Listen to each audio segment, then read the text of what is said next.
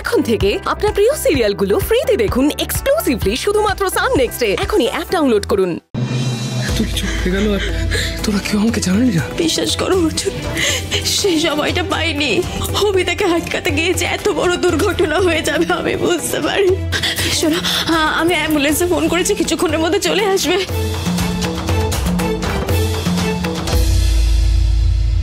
অভি, ও অভি, অভি কথা বলো না। অভি না দিদি, দিদি আমি আমার ছেলের মতো ভালোবাসতাম। আমি আমার ছেলের মতো।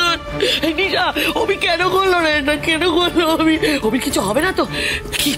কিছু হবে না তো? অভি কথা বলো না, চুপ করে দেখে তোমার কিছু হবে না। অভি হঠাৎ তুমি অর্জুন, দেখো কি করেছে অর্জুন। তুমি দেখো মঞ্জু কি করেছে। দেখো তুমি যে মেয়েটাকে ভালোবেসে বিয়ে করেছিলে মঞ্জু, তোমার থেকে তোমার দাদাকে কেড়ে নিল। তোমার মঞ্জু কেড়ে নিল। অর্জুন এর একটা ভিত করতে হবে। অর্জুন এর একটা ভিত করতে হবে তোমাকে। আপনাদের কি সত্যি বোধ বুদ্ধি নেই? এখানে অভিদার এই অবস্থা, এখন আপনারা আমার দিকে আঙুল তুলছেন। তুমি তো একদম কোনো কথাই বলবে না, একদম নাটক করবে না ওর সামনে। আজকে তোমার জন্য আমার অভিনয়ের এরকম অবস্থা হলো, তোমার জন্য। আমি কিছু করিনি।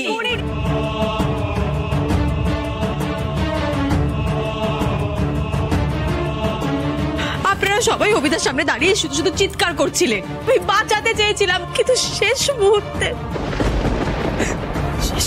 অভিদা জানতে। মঞ্জু, তোমার যুক্তি অযুক্তি সব তোমার কাছে রাখো, এগুলো আমাদের শুনতে ভালো লাগছে না। কতবার বলেছে এগিয়েও না, তুমি তো এগিয়েছিলে। তারপরে দেখো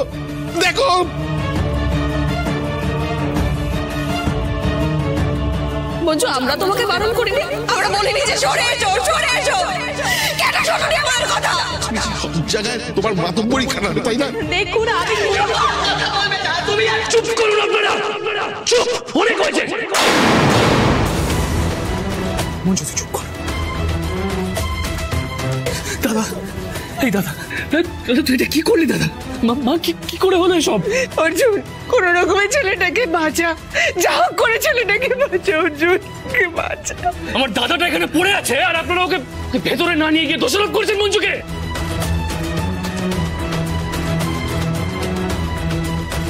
এই দাদা, কি করছো তুমি? দাদা এখানে পড়ে থাকবে নাকি? দাদাকে ঘরে নিয়ে যেতে হবে। না, আমি অ্যাম্বুলেন্সে ফোন করেছি, ওরা আগে আসুক। ততক্ষণ দাদা এখানে পড়ে থাকবে? ঘরে নিয়ে যেতে হবে এক্ষুনি। অর্জুন তুমি শান্ত হও, মাথা ঠান্ডা করে একবার ভেবে দেখো। আমরা কেউ ডাক্তার না, অভিতা ছাদ থেকে পড়েছে, কোথায় কি চোট লেগেছে আমরা কিচ্ছু জানি না। দেখো এখন যদি তুমি অভিতাকে ভেতরে নিয়ে যাও আরো ক্ষতি হতে পারে। না অর্জুন, আগে অ্যাম্বুলেন্স আসুক, তারা যা করার করবে। তুমি হাত দেবে না। একটু বাড়াবাড়ির জায়গায় পৌঁছে যাচ্ছে না মঞ্জু তোমার। মঞ্জু, তোমার এই আধিক্যতাটা আমি আর নিতে পারছি না। তোমার জন্যই আজকে অভি এইখানে। তোমাকে কেন বলছি অর্জুন, মঞ্জু যতটা দায়ী ততটা তুমিও দায়ী। অভি কতবার বলেছিল যে তোমরা বিয়ে করো না। শুনেছিলে ওর কথা?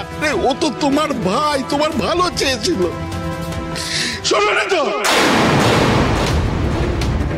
এটা সারাক্ষণ শুধু নিজেরটা ভেবে গেছে।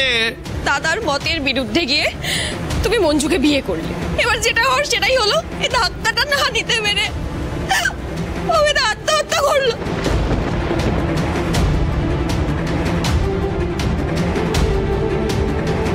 মঞ্জুকে এ বাড়িতে রাখার জেদটা ছাড়লে খুশি হব। তুই যদি আমার কথা না শুনে মঞ্জুকে এই বাড়িতে আনিস তাহলে কিন্তু আমি সুইসাইড করবো। কথা দিচ্ছি তোকে। কি হলো মঞ্জু, এবার তুমি খুশি তো?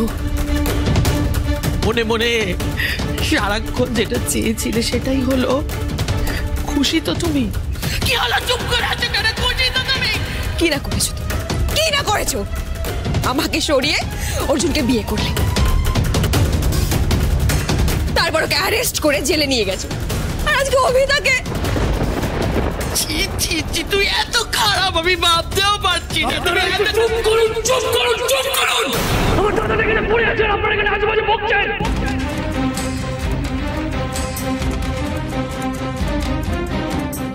মঞ্জু মঞ্জু অ্যাম্বুলেন্স কখন আসবে? এই তো অ্যাম্বুলেন্স। মঞ্জু মঞ্জু অভি অভি বাঁচবে তো?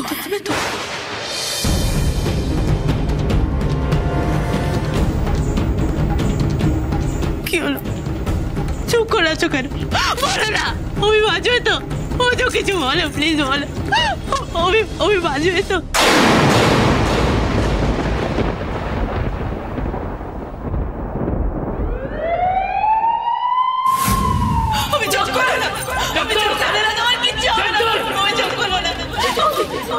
দাঁড়ান, এই ওকে ভেতরে নিয়ে যাও। আপনারা এখানেই দাঁড়ান। চলো দেখে সাবধানে।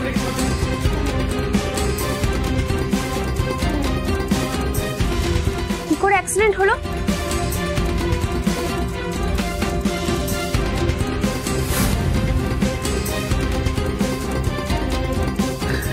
নার্স, আমি বলছি আপনাকে, এটা কোনো অ্যাক্সিডেন্ট নয়।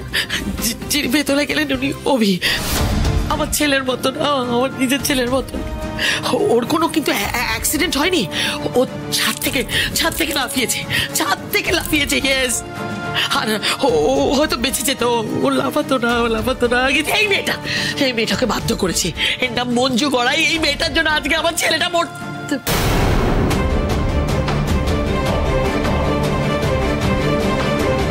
আত্মহত্যা? সবার আগে আপনাদের একটা ফর্ম ফিল আপ করতে হবে, আর তার আগে পুলিশকে ইনফর্ম করতে হবে, না হলে কিন্তু আমরা কোনো ট্রিটমেন্ট শুরু করতে পারবো না। মানে আপনি কি বলতে চাইছেন? আমার স্বামীর এই অবস্থা, এখন আপনি নিয়ম কানুন দেখাচ্ছেন? আমার স্বামীর যদি কোনো ক্ষতি হয়ে যায় আপনার এই নিয়ম কানুনের জন্য, তার দায় কি আপনি নেবেন? কি হলো বলেন, আপনি নেবেন? দেখুন, আমাদের কিছু করার নেই, আমাদের প্রোটোকল তো আমাদের ফলো করতেই হবে। আগে আপনারা ফর্মালিটিগুলো করুন, তারপরেই আমরা ওনার ট্রিটমেন্টটা শুরু করব। সবার আগে পুলিশকে জানান। রসুলপুর থানার কনস্টেবল আমি, মঞ্জু গড়াই। যা যা নিয়ম কানুন আছে আমি দেখে নেবো। আপনারা এক্ষুনি ট্রিটমেন্ট শুরু করুন, এক্ষুনি। ওকে। ওকে কিছু হবে না তো, ওকে ঠিক হয়ে যাবে, সুস্থ হয়ে যাবে বলছে তো। আর কিচ্ছু হবে না তো, হয়ে যাবে।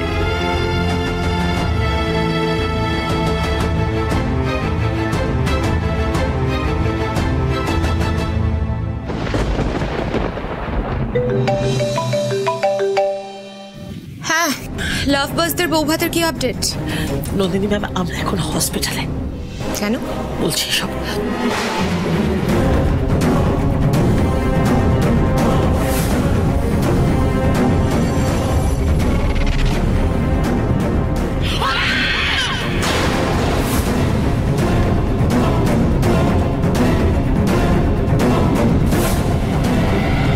কি বলছেন? সিট সুইসাইড অ্যাটেম্প করে বসলো? স্ট্রেঞ্জ। আমরা কিছু বুঝতে পারিনি ম্যাডাম। আমরা তো ভেবেছি এমনি কথা বলছি, অনেক বোঝানোর চেষ্টা করেছি, কথাই শুনতে চাইনি ছেলেটা। আপনি এক কাজ করুন, আপনি পিকের সঙ্গে কথা বলুন। বলছি যে কি যে হয়ে গেল কিছুই বুঝে উঠতে পারলাম না। মানে অভিকে এমার্জেন্সিতে নিয়ে গেছে, আর মঞ্জু আর অর্জুনের তো অবস্থা খুবই খারাপ, স্ট্রোক হয়ে যাবে মনে হচ্ছে। এক সেকেন্ড। আচ্ছা, আমাকে একটা কথা বলুন তো, এই সেট আপনাদের ঠিক কি বলেছে? মানে শুধুমাত্র কি অর্জুনদের ফুলসজ্জা আটকাতেও এত বড় একটা কাজ করে বসলো? আমরা এখানে টাকা কামাতে এসেছি, টাকা, জান দিতে আসেনি। আর জান যদি চলেই যায় তাহলে টাকা কামিয়ে কি লাভ? জান যাবে না তো, জান যাওয়ার নাটকটা করলে কামাইটা আরো বাড়বে। না, আমরা তো সেরকম কিছু জানি না, আর ও আমাদের তো খোলসা করে কিছু বলেনি। সন্ধ্যাবেলা থেকে প্রচুর মদ খাচ্ছিল, এটা ঠিকই। ও বারবার বলছিল যে আমি আত্মহত্যা করবো, যখন ঠিক করেছি তখন আত্মহত্যা করবোই। আমরা অনেক বোঝানোর চেষ্টা করেছি কিন্তু ও শোনেনি। আর ও যখন কথা বলছিল না তখন মনে হচ্ছিল যে অর্জুনের দাদা, একেবারে দাদার মতো বলছিল, যে ভাইকে কথা দিয়েছে যে ও মরবে, তো সেই রকম ও বিহেভ করছিল। বুঝতে পারছি না যে ও অত্যাধিক নেশা করেছিল, তার জন্য এরকম কোনো ঘটনা ঘটালো কিনা সেটা ঠিক বুঝতে পারছি না। অবাক ব্যাপার তো, সেট হঠাৎ এতটা সিরিয়াস হয়ে গেলই বা কেন? জানি না আমরা ঠিক। তবে যাই হোক, অর্জুনদের ফুলসজ্জাটা যে আলটিমেটলি মাটি হয়ে গেছে, এটাতে কিন্তু আমি খুব খুশি। তবে সিট কেন এত বড় একটা কাজ করলো সেটা তো এবার জানতে হবে। হ্যাঁ, এখন ভালো ভালো ছেলেটা সুস্থ হয়ে বাড়ি ফিরলেই হলো। ন্যান্সিকে ফোনটা দিন তো। হ্যাঁ দিচ্ছি। ম্যাডাম কথা বলো। হ্যাঁ ম্যাডাম বলুন। হ্যাঁ মন দিয়ে শুনুন, অর্জুন আর মঞ্জুকে মেন্টাল ট্রমা দেওয়াটা একটু কন্টিনিউ করে যায়, ওরা যাতে সারা জীবনেও ওদের এই ফুলসজ্জার রাতটা ভুলতে না পারে। পারবে না, আমি কথা দিচ্ছি, 1 সেকেন্ডের জন্য বলতে পারবে না। আচ্ছা সিটকে কোন ডক্টর দেখছেন, তার নামটা একটু পাঠান। কেঁদো না অদিতি, সব ঠিক হয়ে যাবে গো, সব ঠিক হয়ে যাবে। অভি কিচ্ছু হবে না, কিচ্ছু হবে না ওর।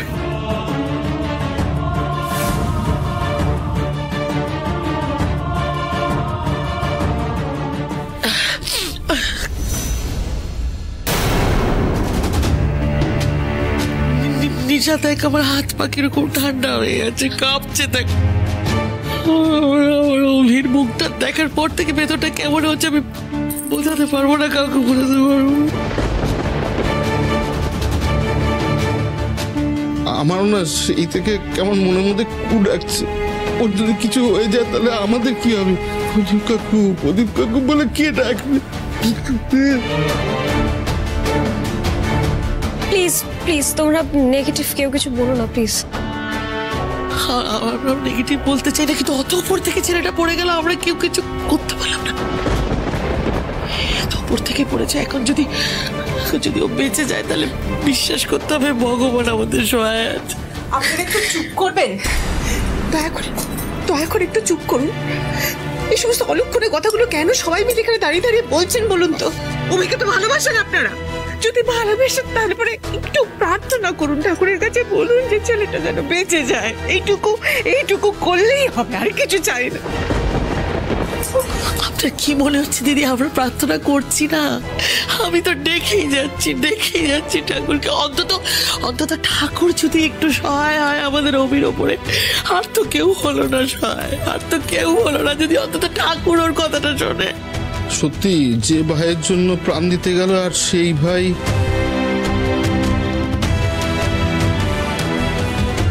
এটাই হয় জানো তো, এটাই হয়। দেখো না পৃথিবীতে কিরকম হয়, ভালো মানুষরা চলে যায়, সবার আগে চলে যায় আমাদের ছেড়ে ভালো মানুষ। আর ভালো মানুষদের কথা না ভগবানও শোনে না আজকাল, কেউ শোনে না, কেউ না। অর্জুন এদিকে এসো। ওনাদের কিছু বলো না, মানুষের মুখের কথা তো আমরা আটকাতে পারবো না, কিন্তু আমাদের নিজেদেরকে ঠিক থাকতে হবে।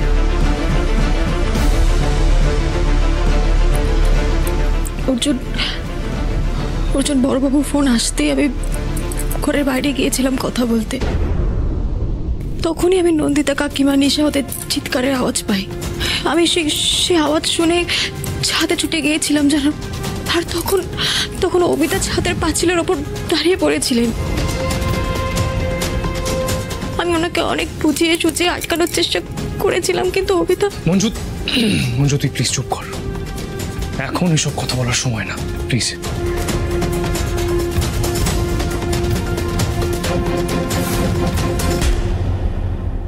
অর্জুন এভাবে আমাকে থামিয়ে দিল কেন? তার মানে কেউ আমাকে বিশ্বাস করছে না। অর্জুন, আমি জানি এখন এই সমস্ত কথা বলার সময় না। আমি তাও বলতে চাইছি, কারণ তুমি যাতে এটা না ভেবে বসো যে আমাদের বিয়েটা হয়েছে বলেই আজ এই ঘটনাটা ঘটলো। সেটাই তো সত্যি। দাদা চাইনি আমাদের বিয়ে হোক। দাদা বারবার করে বলেছিল আমাদের যদি বিয়ে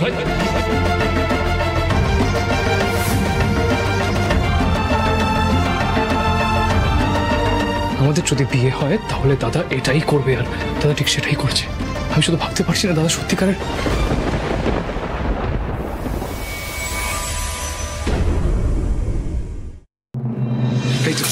কি অবস্থা দাদার? এখনই কিছু বলা যাচ্ছে না, কন্ডিশন খুবই ক্রিটিক্যাল। ব্রেনের ইন্টারনাল হ্যামারেজ হয়েছে, যে কোনো সময় উনি প্যারালাইজড হয়ে যেতে পারেন, আবার কোমাতেও চলে যেতে পারেন।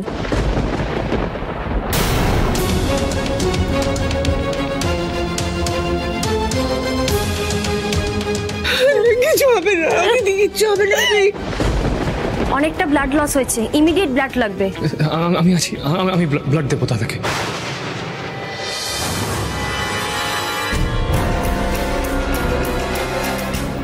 অর্জুন বলছি, রক্ত দেবে বলে তো রক্ত দেওয়া যাবে না, তাই না? ব্লাড গ্রুপের তো একটা ব্যাপার আছে, ম্যাচ করতে হবে। আমার আর দাদার একই ব্লাড গ্রুপ, বি পজিটিভ। আমি দেব।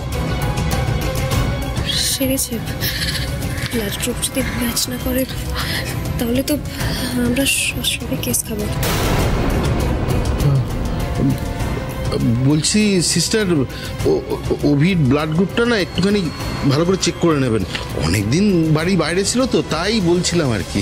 অনেকদিন বাড়ির বাইরে থাকলে ব্লাড গ্রুপ চেঞ্জ হয়ে যায় না।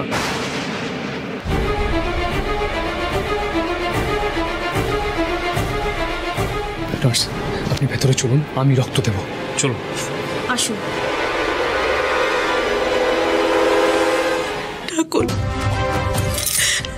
আমি একবার অভিকে হারিয়ে ফিরে পেয়েছি, আমি আরোকে হারাতে পারবো না।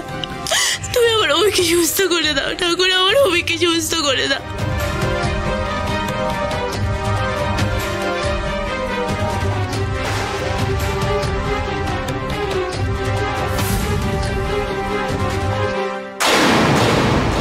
অভিধায়ের আগেও মরার ভয় দেখিয়েছে, কিন্তু আমরা কোনোদিনও এটা মনে হয়নি যে উনি সত্যি সত্যি এরকম কিছু করতে পারেন। এরা তিনজন যে নিজেদের পরিচয় গোপন করে ভুল আমি অর্জুনের বাড়িতে এসে গেছে সেটা আমি জানি, কিন্তু অভিধার ব্লাড গ্রুপের কথা শোনার পর থেকে এরা তিনজন চিন্তায় পড়ে গেছে কেন? তার মানে কি অভিধাও এদের মতো নকল পরিচয়?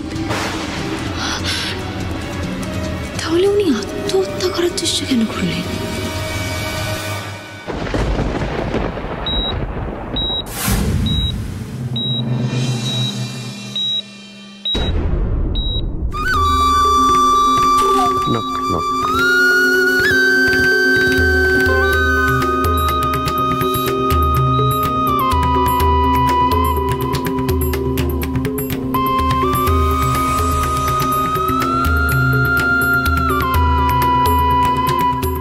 ছক্কা মেরেছে তো মাঠের বাইরে। আমার মাথা, মন, ভালোবাসা সব জয় করে নিয়েছো। হ্যাঁ, গল্পটা কি লিখতে হবে সেটা আমি তোমাকে বলে দিয়েছিলাম বটে। তুমি যে এত মিষ্টি করে লিখবে আর সত্যি সত্যি ছাদ থেকে লাফিয়ে নিজেই গল্প হয়ে যাবে, এটা আমি মায়েরই ভাবিনি।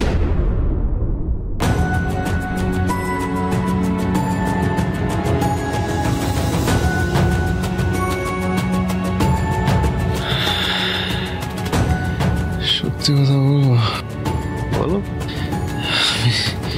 আমি লাফাতে চাইনি, আমি ভয় দেখাতে চেয়েছিলাম। আমি চেয়েছিলাম যাতে মঞ্জুদের ফুলসজ্জাটা 12টা বাজাতে পারে। আচ্ছা। আর চেয়েছিলাম যাতে অর্জুন বুঝতে পারে যে ওর দাদা ওর জন্য মরতেও পারে। সে রাতটা ভয় দেখিয়ে কাটিয়ে দিতে পারলে পরে সবসময় অর্জুনের থেকে মঞ্জুকে আলাদা আলাদা করে রাখা যাবে, মানে সেইটাই ধান্দা ছিল আর কি। পাঁচিলের উপরে দাঁড়িয়ে নাটক করছিলাম, সাবধানেই ছিলাম, কিন্তু ওই মঞ্জু এসে যখন ধরতে গেল তখনই পা পিছলে সোজা।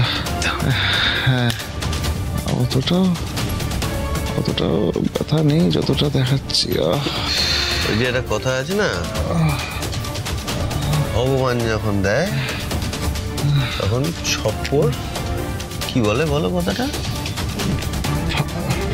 ফেরে। হ্যাঁ, ছপ্পর ফেরে দেয়। তোমাকে আর আমাকে তাই দিয়েছে, বুঝেছো? অর্জুনরা বিশ্বাস করে নিয়েছে যে আমি ওদের জন্যই সুইসাইড অ্যাটেম্প্ট করেছি। শোনো সেইড, ঝটপট সুস্থ হয়ে যাও, আবার তো খেলতে নামতে হবে। তোমার মতো খেলোয়াড় আমার দলে খুব প্রয়োজন। আর টাকা পয়সা নিয়ে একদম ভাববে না, সেসব বেড়ে যাবে। অনেক কাজ করতে হবে আমাদের একসাথে। ওদিকে আমি হালকা একটা খেলা খেলে দিয়েছি, অর্জুনকে চাপে রাখার জন্য ডাক্তারকে যা যা বলার বলে দিয়েছি। তুমি খালি নাটকটা চালিয়ে যাও, বুঝেছো?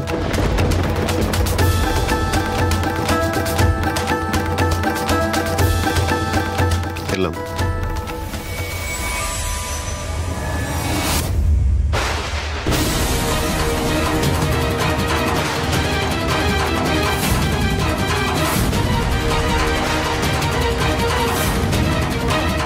কেস করেছে মঞ্জু সব শুনে ফেললো নাকি? আমি যে রাজার সাথে বকবক করছিলাম এটা কি দেখে ফেললো?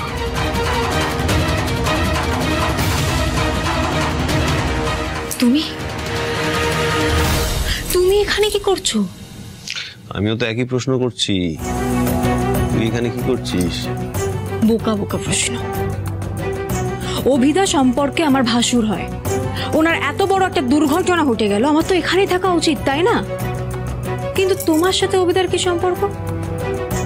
মানুষের সাথে মানুষের সম্পর্ক থাকলেই মানুষের আপদ বিপদে মানুষ পাশে থাকে রে। হ্যাঁ, ওর সাথে আমার কোর্টে দেখা হয়েছিল, কথা হয়েছিল, ছেলেটাকে ভালো লেগেছে তাই খোঁজ নিতে এসেছি। আর কিছু? খোঁজ নিতে এলে? খোঁজটা কে দিল তোমার?